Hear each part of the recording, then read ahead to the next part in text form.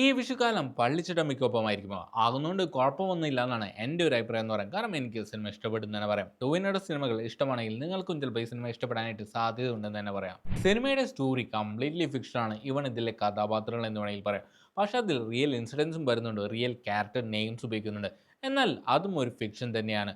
അതാണ് എനിക്ക് സിനിമയിൽ ഒരു പ്രശ്നമായിട്ട് തോന്നിയെന്ന് പറയാം. എന്തോ എവിടെയോ ഒരു കണക്ഷനൊക്കെ കിട്ടാതെ പോകണമല്ലേ. നമ്മുടെ റിയാലിറ്റിയും ഒരു ഫിക്ഷൻ തമ്മിലുള്ള ഒരു കണക്ഷൻ എവിടേക്കോ മുറിഞ്ഞു പോകുന്ന പോലെ തോന്നിയെന്ന് പറയാം. ഇനി നമ്മുടെ ടൊവിനോ ആസ് കൃഷ്ണൻപിള്ള, പോത്തൻ ക്രിസ്റ്റഫർ ആൻഡ് പള്ളിച്ചെട്ടമ്പി അങ്ങനെ 3 പേരുണ്ട് ടൊവിക്ക്. സത്യം പറഞ്ഞാൽ ടൊവിനോയുടെ ലുക്ക് എനിക്ക് ആദ്യം അത്ര ഇഷ്ടപ്പെട്ടില്ലായിരുന്നു. പക്ഷേ സിനിമയിൽ കാണുമ്പോൾ അത്യാവശ്യം അടിപൊളിയായിട്ട് തന്നെ ഫീൽ ചെയ്യുന്നുണ്ടെന്ന് പറയാം. പിന്നെ ആ ഒരു രാവണ ലുക്കും എനിക്ക് അത്യാവശ്യം ഇഷ്ടപ്പെടുന്നു തന്നെ പറയാം. അടുത്തത് നമ്മുടെ പൃഥ്വിരാജ് ആസ് കുഞ്ഞമ്പു നമ്പ്യാർ. അതൊരു മെഗാ പ്രസൻസ് എന്നൊക്കെ തോന്നിപ്പിക്കുന്ന ഒരു ഫീലൊക്കെ തരുന്നുണ്ടായിരുന്നു. യങ് ലുക്ക് എനിക്ക് അത്രയും വർക്കായില്ലെങ്കിലും സിനിമയിൽ ഇപ്പോഴത്തെ പ്രസന്റ് ലുക്ക് എനിക്ക് അടിപൊളിയായിട്ട് തന്നെ തോന്നി.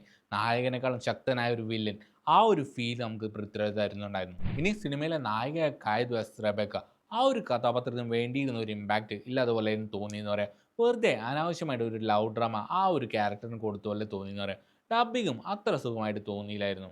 സിനിമയുടെ ക്ലൈമാക്സ് ആയിട്ട് ഒരു ആനിമേറ്റഡ് ഫൈറ്റ് സീക്വൻസ് പോലെയൊക്കെയാണ് പ്രസന്റ് ചെയ്തത്. അതും എനിക്ക് ഇഷ്ടപ്പെടുന്നു തന്നെ പറയാം. ഒരു ഡിഫറൻസ് ഒക്കെ ഫീൽ ചെയ്തിരുന്നു. നിങ്ങളുടെ അഭിപ്രായങ്ങൾ തീർച്ചയായിട്ടും കമ്പോസിൽ രേഖപ്പെടുത്തണം. അപ്പോൾ അത്രയുള്ളൂ. It's me Malwa express.